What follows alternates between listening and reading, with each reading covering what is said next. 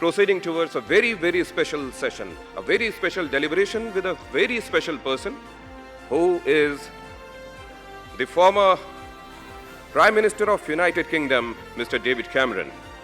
And with him, Mr. Barun, the CEO of TV9 News Networks, who is responsible for this turnaround, which has made this news network to be the #1 news network of this country. Please give them both a big hand.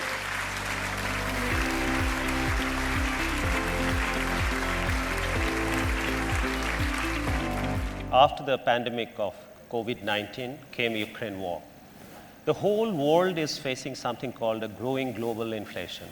You know, it is not the first time that an unpredictable Putin emerged, right? 2008 Georgia, Crimea 2014. Time and again, it was shown to the world that the only thing which is predictable about Putin is his unpredictability. Even then, West has let it happen. Is it a serious leadership deficit on the West part? Well, I think we have to squarely blame what has happened in Ukraine on one person and one person alone, and that is Vladimir Putin.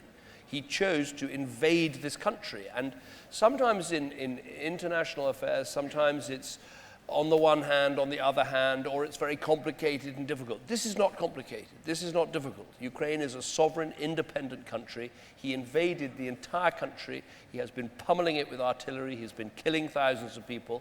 It is an appalling act, and it needs to be condemned the world over. And as you say, it has these terrible consequences, not just for Ukraine, but for everywhere. It occurs to me it's something like a similar situation like we see with Putin. You know, there's a syndrome which I often see amongst people.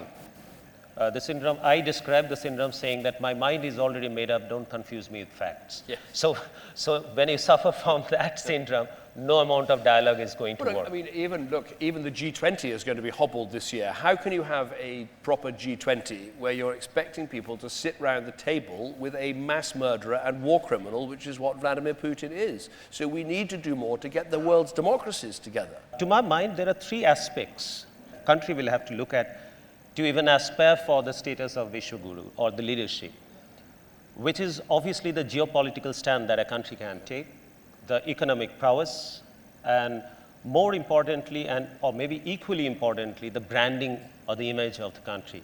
I would like to bounce a theory off you. You know, for a global leader, right attitude and right intent matter most. Do you agree? I do agree with that, but going back to your three things, it seems to me that the economy is absolutely central, because you can have all the branding in the world, you can have all the leadership ideas in the world, but if you can't prove your economy is growing, if you can't prove you're lifting people out of poverty and into prosperity, then your power on the world stage is reduced, people's interest in what you're doing is reduced. And I think the great opportunity for India at the moment is when we look at the big challenges the world faces, the challenge of how we grow our economies, the challenge of how we show democracy is relevant and works today, and the challenge of how we tackle climate, on each of those three challenges, there's a real opportunity for India to be a real thought leader. And I think that is a very exciting moment. Do you feel that India has come of age under the leadership of Prime Minister Modi on all these three aspects? I think there's every chance that the next few decades can be India's decades. This is now the fastest growing economy, major economy in the world. It is going to be helping deliver the global growth that we need so badly.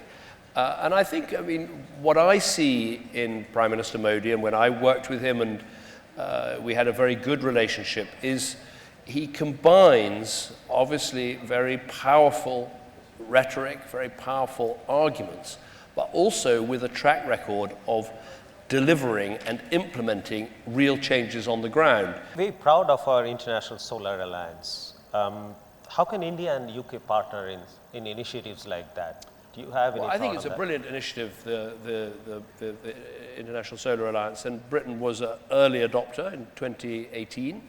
I think there's a lot we can do.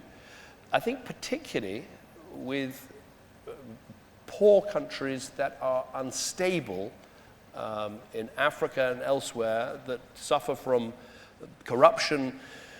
The old answer of building big power stations, big electricity grids, this often didn't work. What solar offers is the chance of decentralized energy. So a local village can have a solar array that is linked to batteries that helps people to have electricity and energy. And there's still millions of people in our world who don't have that connection to electricity or to energy. So I think solar, particularly decentralized grids, have a huge opportunity. With so much of importance that India commands in the world arena, how long it will be for us to get the permanent seat in UN Security Council? Britain supports India being a permanent member of the UN Security Council. You should be a permanent member. You have the size, you have the scale, you have the status, you have the regional importance. And increasingly, India's voice should be heard on all of these issues.